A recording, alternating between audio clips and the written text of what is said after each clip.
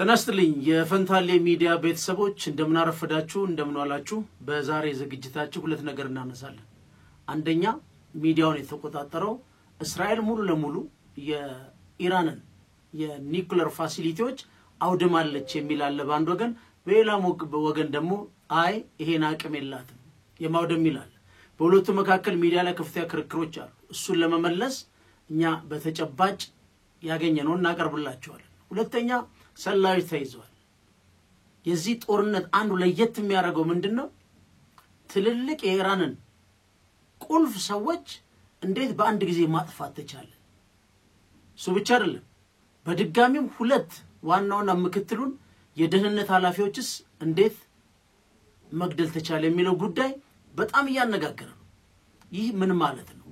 የሚለውን ከስለላ ነጥብ አንፃር የምናሳያችሁ ነው ማለት ነው አብራችሁን ቆዩ ፈንታሌዎች ነን ቻናላችን ላይክ ሰብስክራይብ ማድረጋችሁን አዘንጉ አብረን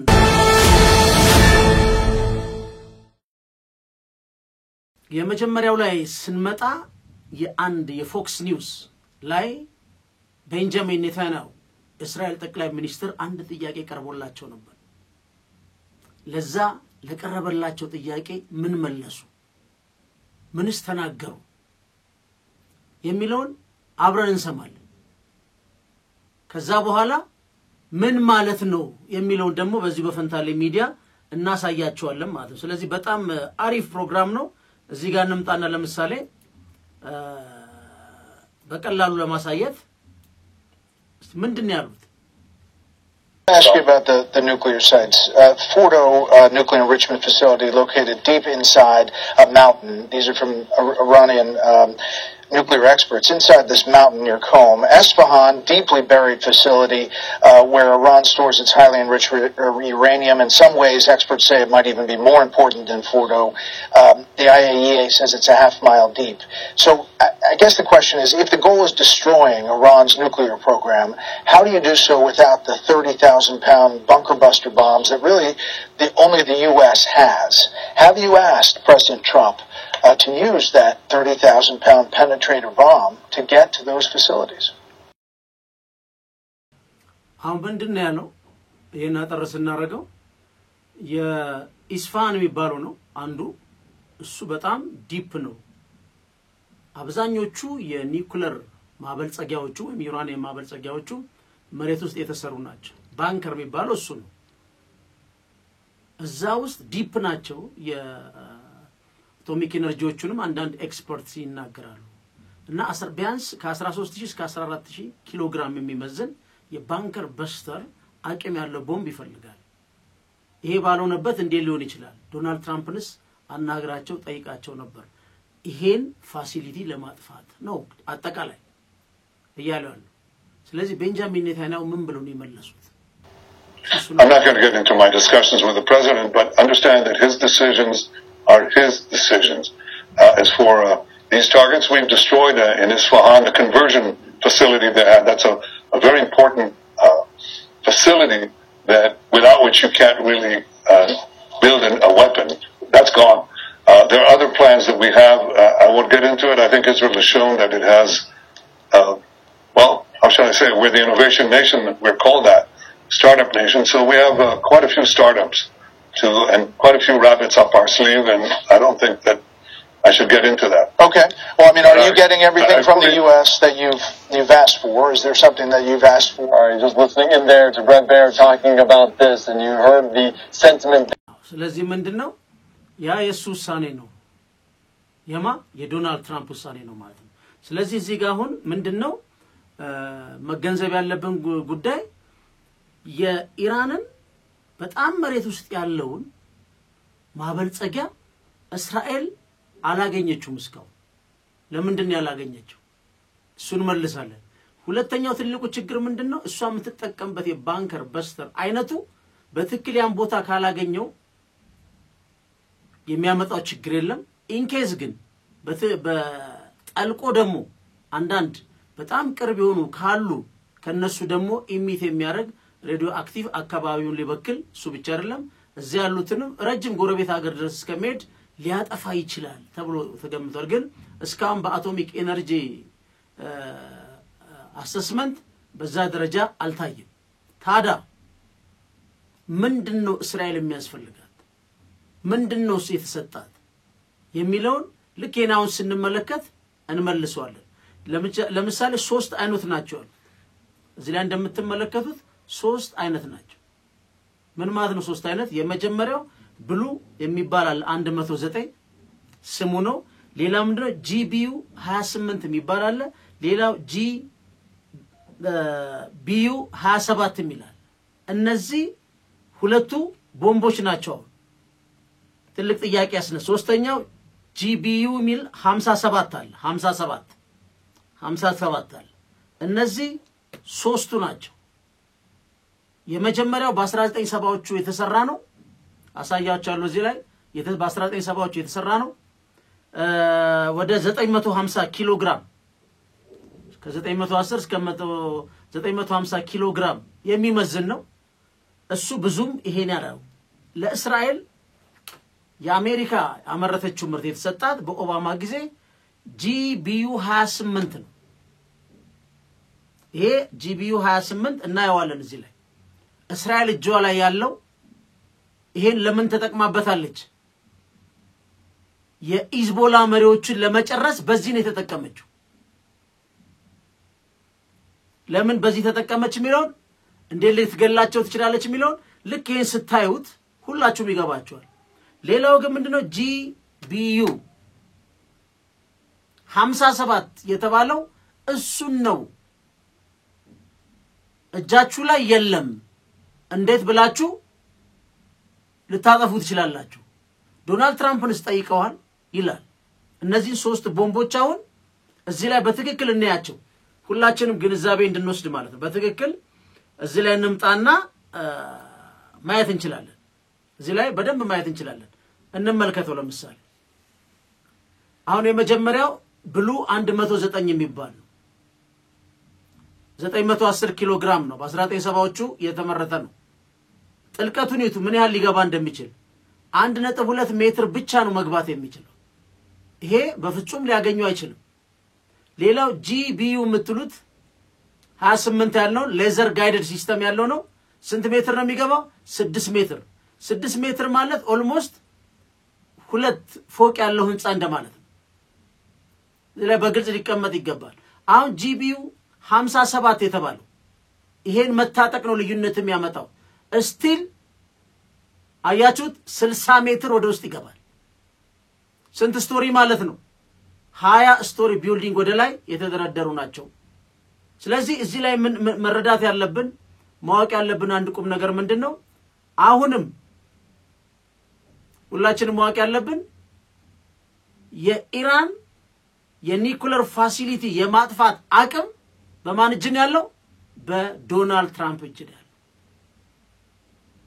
እስራኤል ከፍተኛ ጉዳት ማድረስ ትችላለች አሁን ምን አርጋለች የኢራንን የኮሙኒኬሽን ኢንፍራስትራክቸር ሌላ ምን መታለች የኦይል ፋሲሊቲዎችን ትልልቅ ቢልዲንጎችን ከፍተኛ አመራሮችን መምታት ትችላለች ወደ መጨረሻው ሽግግር ወይም ቤንጃሚን ኔታንያሁ እንደሚሉት ሪጂም ቼንጅ ለማምጣት የኒኩለር ፋሲሊቲን ሙሉ ለሙሉ ጨርሶ ለማውደም የማን ገዛ ይፈልጋል ማለት ነው የዶናልድ ትራምፕ በጎ ፍቃድ ይፈልጋል ዶናልድ ትራምፕ በአሁን ሰዓት ጦርነቱ እንዲቆም አዘዋል ሁለተኛ ደግሞ ምንድነው ፑቲን በተለይ በኢራኖች በጣም ስለሚደመጥ ለእንትና ደግሞ ስፔሻል ፍሬንድ ነው ፑቲን በነገራችን ላይ በጣም አደገኛ ሰው ዶናልድ ትራምፕ በቀደም ልደታቸውን ሲያከብር ራሱ ደውሎ ነው እንኳን አደረሰ ያሏቸው ቤንጃሚን ኔታንያሁ ጋር ነው በጣም ቅርብ ናቸው እንደ ክሎዝ ፍሬንድ ናቸው ስለዚህ ስቲል አሁን ባለው ተጨባጭ ሁኔታ ምንድነው ማለት ነው እስራኤል ሙሉ ለሙሉ የኢራንን የኒኩለር ፋሲሊቲ ለማውደም በመትችልበት አቅም ደረጃ ላይ አይደለች ቤንጃሚን ኔታንያሁ የሱ ውሳኔ ነው ያሉት ስለዚህ ውድመቱ እንደቀጠለ ነው ኢራንም አይታችኋል እንዴት እንድስታዘንበው እንደነበረ ትልልቅ ኢንተርኮንቲኔንታል ባላስቲክ ሚሳይሎች ናቸው እስራኤልም በጀት እየተመላለሰች ከፍተኛ ውድመት እየፈጸመች ያለበት ጉዳይ ነው ዛሬ እንግዲህ አራተኛ ቀኑ እየመጣ ነው ወደፊት ምን ሊገጥም ይችላል የሚለውን አብረና ያለን ወደ ሁለተኛው ክፍል በዚህ መልኩ እንሸጋገራለን ማለት ፈንታሎች ነን አብራችሁን ቆዩ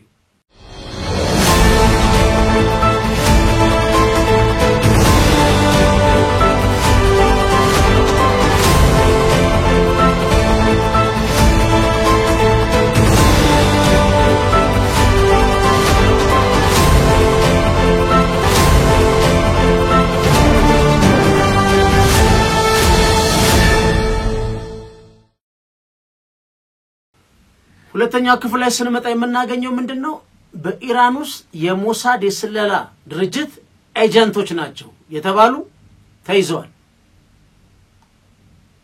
በ2023 ያዙትን ቀልተውታል ተፈጻሚ ሆኗል ዛሬ ገለውታል በዚህ አሁን ደግሞ በዚህ 4 ቀን ውስጥ ተሳትፏላቸው የተባሉትን ከዚህ ቀጥታ ስርጭቱን እንስማውና እሱን ምን አርገውታል ማለት ነው ይዘዋቸዋል እርምጃ ግን still አልወሰዱባቸው እርምጃ አልተወሰደባቸው actually ግን ይዘዋቸዋል እሱ መመልከት እንችላለን ነው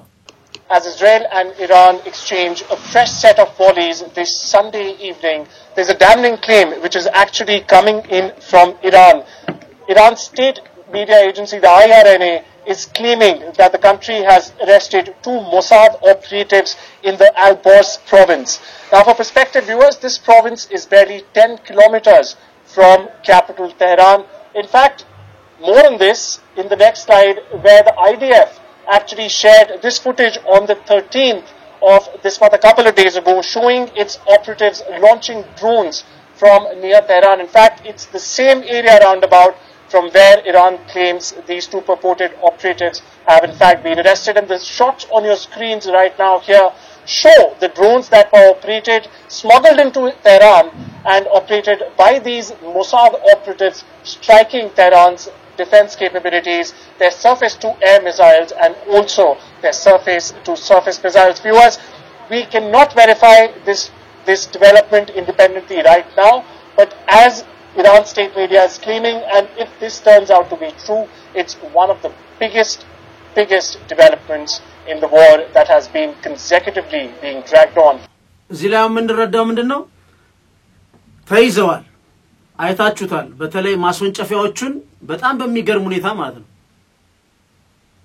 በኢራን ምድር ግዛት ውስጥ ነው የሰሩት የድሮን ማስወንጨፊያዎች ከዛ የሚሳኤል መተኮሻ የባላስቲኩን መተኮሻ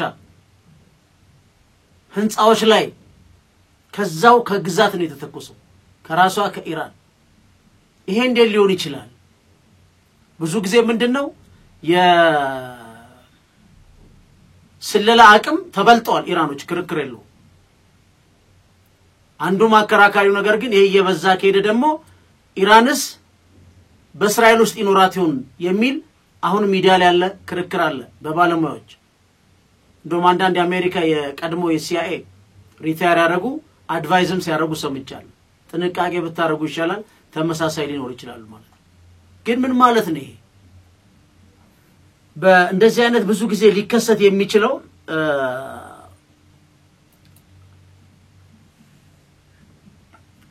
slippery cells የሚባለው አሉ slippery cell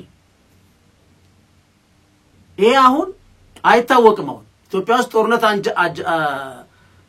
እንግዲህ በየቦታው እየተደለቀ ነው ሚዲያ ኦሬዲ ጦርነት ውስጥ ነው ያለው መሬት ላይ ነው የጠፋው ፌደራል መንግስትና ቲፒኤልኤፍ ፌደራል መንግስትና የኤርትራ መንግስት የፋኖ ኃይሎችና የፌደራል መንግስት እንደገና ሸኔም ከፌደራል መንግስት እንደዚህ አይነት አጠቃላይ ጦርነቶች ይኖራሉ ይቀሰቀሳሉ በስፋት ሄዳሉ እየተባለ በስፋት ይነገራል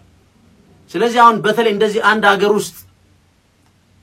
ሲኖር የስለላ አቅም የማደራጀት ሊኖር ይችላል ግን አሁን በአገር ውስጥ ያለው እንዳለ ሆኖ በኤርትራ መንግስትና በፌደራል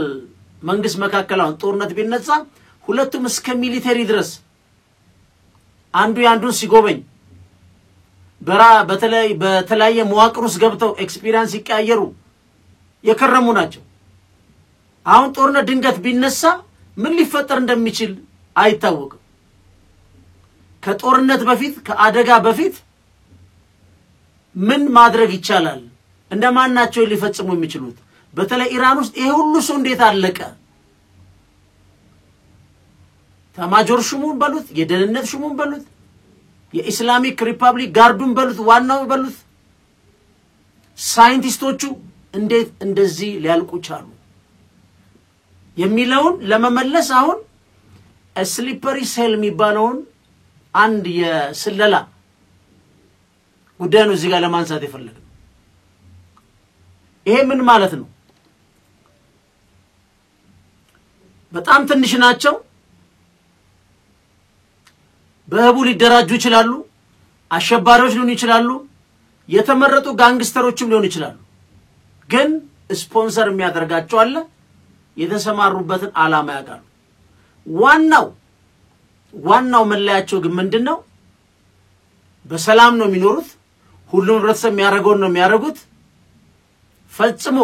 የተለየ ነገር ከሌላ ባህሪ አያሳዩ የመጠርጠር ድላቸው በጣም ሌስ ነው ያነሰ ነው ምን እንደሚያደርጉት a normal life remaining inactive for an extended period ነው ለአንድ ወር ሊሆን ይችላል ለአመት ሊሆን ይችላል ለ10 አመት ሊሆን ይችላል ለ20 አመት ሊሆን ይችላል እንደማንንም በድር ሊገቡ ይችላሉ እንደማንንም ሊስናኑ ይችላሉ ሰው እንደሚሄደው በየሲኒማ ቤቱ በየቲያትር ቤቱ ሊኖር ይችላሉ ከሰው ጋር ጥሩ ግንኙነት ይኖራቸዋል በፍጹም ትሬስ ልታረጓቸው በማይችሉ ሁኔታ በዛ ደረጃ የሚሰለጥኑ የዘመኑ ሰላዮች ናቸው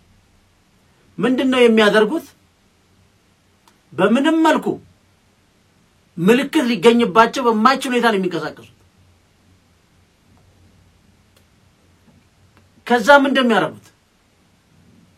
የመጀመሪያው እዚህ ላይ የሚለው ዶርማንሲን ካልም መሆን የሚያደርጉት ኢንአክቲቭ በማንኛውም ጉዳይ ላይ የተለየ ያለ መሆን ነው ያደርጋሉ መቼ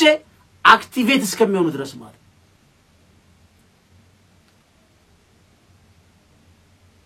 ምን ነው የሚባሉት ስሊፐሪ ሴል ነው የሚባሉት ዶርሚያንሳቸው ለመቼ ለመንስ ለአመት ለሁለት አመት ለሶስት አመት ማንንም ያቀል ሌላ ምንድነው ሴክሬሲ ኤንድ ኮንሲልመንት ይሄም በጣም እንግዲህ ሚስጥራዊም ድብቆች ናቸው አክቹሊ ማንንም በቀላሉ ሊያያቸው አይችልም በጣም ልዩ መለያቸው ደግሞ ሎ ፕሮፋይል ናቸው ኦርዲናሪ ሰው ነው የሚመስሉት ለታይ ማይሉ ለክኛ አካባቢያችን ላይ እንደምን አብሮ ያመሻል አብሮ ይጠጣል አብሮ ስጋ ቤት ይውላል ስታዩ ኖርማል ነው ወይ አንተ አቴንሽን እንድትስብበት የተለየ ልብስም ማረግ ኢትዮጵያ ውስጥም የሉ ማለት አይቻል ሁሉም ሀገር ነው ያለው ፋይናሊ ምንድነው የሚያደርጉት እነዚህ ሰዎች ፌክ የሆነ አይደንቲቲ ነው በአብዛኛው ያላቸው ሌላስ ስራ ይቀጠራሉ ሌላስ ግንኙነታቸው በጣም ሊሚትድ ሆኖ ከሆኑ ሰዎች ጋር ግን ሬጉላርሊም ሊሆኑ ይችላሉ አንዳንድ ኦርጋናይዜሽንስ ሜምበር ሊሆኑ ይችላሉ ግን አብሮ ነው የሚኖሩት ከዛም እንደሚያደርጉት አንደኛ ስለላ ነው በዛ በተሰማሩበት አገር ላይ ያሉትን መረጃ እየቀመሩ ለቀጠራቸው ወይም ደግሞ ለራሳቸው ሀገር መረጃ ያስተላልፋሉ ማለት ይሄ ነው የአንድ የስለላ ብቃት በአንድ ሀገር ላይ አሁን እስራኤል የበለጠቻቸው ይሄ ነው ለምን ኢታማጆር ሹሙ የት ነው የሚተኛው የደህንነት ኃላፊ የት ነው የሚተኛው የት ነው የሚያመሸው የፖሊስ አዛዥ የት ነው የሚጠጣው የሀገሪቷ ጀነራሎች የት ነው የሚያመሹት ማንም ምትባል ቆንጆ ቤት ነው የሚያመሹት ከፈለጉም ሌላ በወሽምነት የተሰማራም ሊኖር ይችላል በጣም ገንዘብ የሚወድ ሊኖር ይችላል እነዚህ ሁሉ ካራክተራይዝድ አድርገው በደንብ ሁሉ ይለያሉ መሰለል ብቻ ሳይሆን በአንድ ሀገር ውስጥ ያሉትን እነሱንም ምን ያደርጋሉ እስከ መመልመል ድረስ ሊሄዱ ይችላሉ ግን ብዙ ጊዜ በጣም ስማርት ካልሆኑ እዚህ ቢዝነስ ውስጥ አይገቡ ራሳቸው እንዲታወቁ አይፈልግም በጣም የተለዩ ስማርቶች ከሆኑ ብቻ ነው እዛ ውስጥ የሚገባው ታዲያ መቼ ነው የሚንቀሳቀሱት በቡ ተደራጅተዋል ስለላውስ ገብተዋል ቅድም እንዳልኳችሁ እንደማንም ሰው ነው የሚኖሩት ፋይናሊ አክቲቬሽኑ መቼ ነው ይመጣው አክቲቬትድ የሚሆኑት መቼ ነው 5 አመት አብሮ የኖረ ሰው ልክ 5ኛ አመት ላይ እሱ ያለበትና እሱ የላከው አካል ከሚኖርበት ህዝብና መንግስት ጋር ሲጋጭ ይደወለታል ተደወለለት ማለት አክቲቬት አረጉት ማለት ነው ወደ ተግባራዊ ስራ ተሸጋገር ማለት ነው ከዛስ አጠገቦነ እኔ ፈጽሞ እንዴት ብለ ተጠረጥሯል እንዴት ብለ አብሮ እየበላ አብሮ እየተጣ ወይ ሰው ማመን ትላለህ አንተ ምክንያቱም በጣም የሰለጠኑ የተማሩ ናቸው አመራር የሚሰጠው ማን ነው ያሰማራው ልክ በዚህ መልኩ ነው ሙልጭ አርገው ኢራኖችን የበሏቸው ሁለተኛው እዚህ ላይ ምንድነው ብዙ ጊዜ ተደጋግመን የምንናገረው እንዴት እንደዚህ ሊሆን ይችላል እንደነዚህ አይነት ሰዎች አንድ ህብረተሰብ ውስጥ እንዴት ሳይታወቅባቸው ይኖራል በአብዛኛው በተከፋፈለ ህብረተሰብ ውስጥ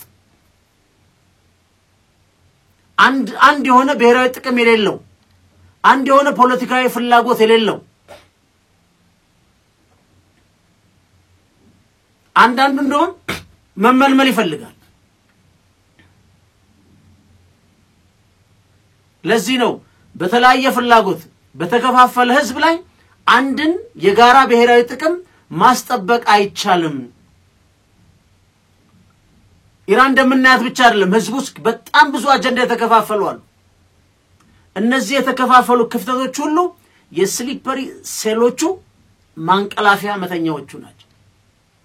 በጣም ሰልጥነው ነው የሚገቡት ለምሳሌ ቀላል ነገር እስራኤል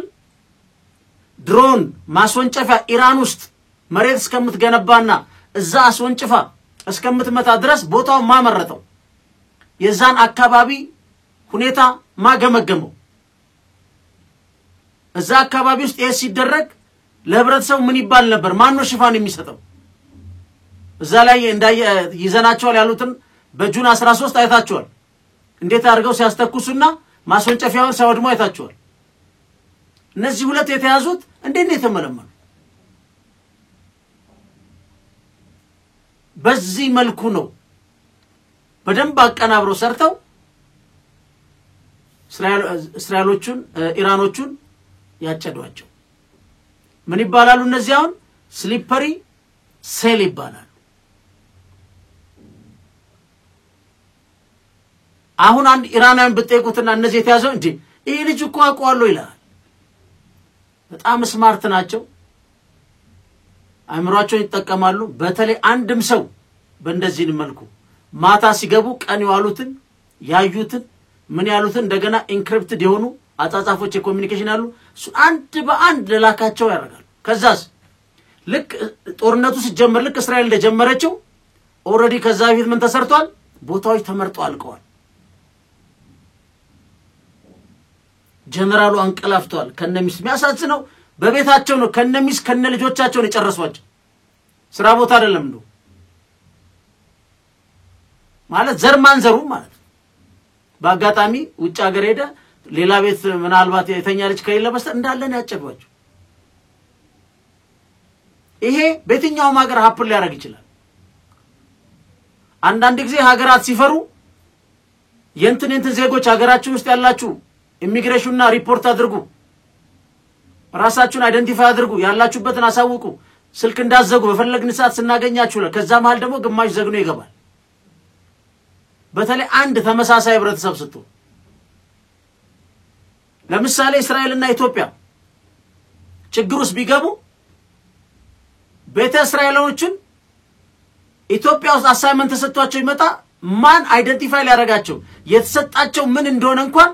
ለማወቅ ከፍተኛ አቅም ያለው የተደራጀ የስለላ ተቋም ይፈልጋል። አትለየውማ አንድነ እንደውም ተስገብግበ ዶላር አለው ብለህ ትፈልጥ ትችላለህ። ዶላርም እየሰጠ ምንም ኢንተረስት እንደሌለው አድርጎ ትልልቅ መረጃውን ልታመጣ ትችላለህ። ለዚህ ነው የተደራጀ የነቃ መረጃ መተንተን የሚችል አካባቢውን በንቃት መጠበቅ የሚችል ዜጋ የሚያስፈልገው። ፖለቲከኞችም ከእንደዚህ አይነት አደጋ ለመዳን ዋናው ፖይንት ምንድነው? አንድ የጋራ አጀንዳ አለው። የታረቀ ሼርድ የሆነ ቪዥን ያለው በፌር ኤንድ ፍሪ ኢሌክሽን የሚያምን በህግ የበላይነት የሚያምን ምክንያቱም አንድ ዜጋ የሀገሩን መረጃ የሚጠብቀው ሀገሬ ብሎ ሲያምንና ሀገሩ ደግሞ ለሱ አስተማማኝ ዋስትናው ስትሆን ነው። የሱን ማንነት የተቀበለች የሱን ፍላጎት በህግ አግባብ የምታስተናግድ ሀገር ስትገነባ መረጃ ለማግኘት በጣም ከባድ። ከተከፋፈልክስ የጠላቴ ጠላት ነው ብሎ በለው ሊሉ ይችላል። ኢራን ውስጥ አንዱ ችግር በጣም ኮንሰርቫቲቭ የሆነ ኢስላሚክ ስቴት ነው ያለው። በጣም ሊበራል ቫልዩ አላቸው። በተለይ ደግሞ ከ1979 በፊት በሻው ጊዜ የነበሩ ሙሉ ለሙሉ የዌስተርን ሲቪላይዜሽን አኗኗር የለመዱ አሁን ግብጽ ላይ ብትሄዱ ግብጽ በብዙ ሀገር ስለተገዛች አክራሪዎች አሉ፣ ነፃ ደግሞ ጸጉራቸውን አይሸፍኑዋል። የነዚህ ሁሉ ሊኖርባት የሚችል ግብጽ ኢስላሚክ ስቴት ነኝ ብለህ ሁሉንም አፍነ መጽሐፍ ቅዱስ ቁርአኑ እንደዚህ ይላል ብለህ ሁሉንም ካላሰር ካልከው በዚህ ቫልዩ ያላደጉ ግን ለምሳሌ ሙሉ የሚሸፍኑ አሉ፣ ከናይናቸው እችን ብቻ የሚሸፍኑ አሉ፣ ሱሪ ማድረግ ይፈልጋሉ፣ ሱሪ አይፈቀድም ይባሉ አሉ። እነዚህን ሁሉ አኮሞዴት የሚያደርግ በጣም ኢንክሉሲቭ የሆነ በጣም ከመስመር ያልወጣ አካሄድ ካልተከተልክ ማንም መረጃ እንደ ኮሚዲቲ አይቶ ሊሸጠው ይችላል። ኢራን የሆነችው በዚህ ነው። በሀብት ክፍፍልም በሶሻል ጀስቲስም ብታዩት ለስርዓቱ ያደሩና በጣም የኢስላሚክ ጋርድ ይበል በጣም ብዙ ባለሀብቶች ናቸው፣ የራሳቸውን ጻን ያላቸው። አብዛኛው ህዝብ መምትሉ ደግሞ ድህነት ውስጥ አለ። ግን ትልቅ የነዳጅ ሀገር ነው። አንዱ አስቸጋሪ ነገር ነዳጅም እንዳትሸጥ የምራቡ ሴራ አለ። ስለዚህ ኢራኖቹ የተበሉት በዚህ ነው። እስራኤል ላይ ስትመጡ ኔታንያሁ አንዱ ጦረኛ እንደውም በሙስና እንዳይጠየቅ ነው የሚሉ አሉ። ግን ኔታንያሁን በእስራኤል ጥቅምና ደህንነት ግን ኮምፕሮማይዝ ያደርጋል ብለው ግን አይጠረጥሩትም። በጣም ፓወር ሞንገር ነው። ጦርነትም የተራበ ነው። ግን በእስራኤል ጥቅም የሚደራደር አይደለም። የሱ ሊደርሺፕ ነው። ቢሳሳትም በጉድ ፌዝ ነው ብለው አብዛኞቹ ያምኑታል። ሌሎች ደግሞ እንዲነሳ ከሌላው ጋር ፒስፉል ኮኤግዚስት ማድረግ አለብን፣ ሁሉ ጊዜ በጦርነት ብቻ አይደለም ሀገር የሚቀጥለው ብሎ የሚከራከሩ the silent majority ሌላ ኦልተርናቲቭ ፓርቲዎች አሉ። እነሱን ግን ሲደምሯቸው በአንድ እስራኤል ብዙ ልዩነትና ክፍተት የላቸው። አንዱም አቅማቸው መነጨው ከዛ ነው። የትም ሀገር መሪ ነኝ ካልክ ሶሊድ የሆነ ህዝብ መስራት አለ። የፈለገ ጠንካራ ሚሊቴሪ የፈለገ ሀብት ቢኖር በአንድ በመትመራው ሀገር ላይ የማይስማሙ ህዝቦች ካሉ የቀን ጉዳይ ነው። ወይም ማንም የውጭ ወራሪ ቢመጣ ማንም አሳልፎ ይሰጣል። ለዚህ ነው ቤትም ቦታ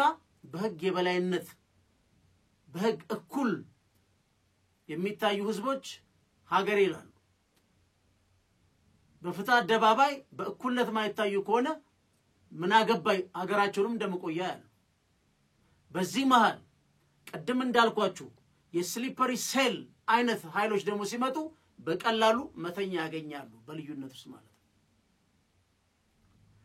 የዛሬ ፕሮግራማችን እነዚህ ሁለት ነጥቦች ለማስያዝ ነው የኒኩለር ፋሲሊቲው እንደሚወራው አልወደመም ስሊፐሪ ሴል የሚባለው ግን እንዴት እስራኤል እንደመታች ደግሞ አስደማሚ ሆኖ እስቲል ዓለምን ያነጋገር ያለው ጉዳይ ፈንታሎች ነን ቻናላችን ላይክ ሰብስክራይብ ማድረጋችሁን አዘንጉ አብረን እንሆን ቻው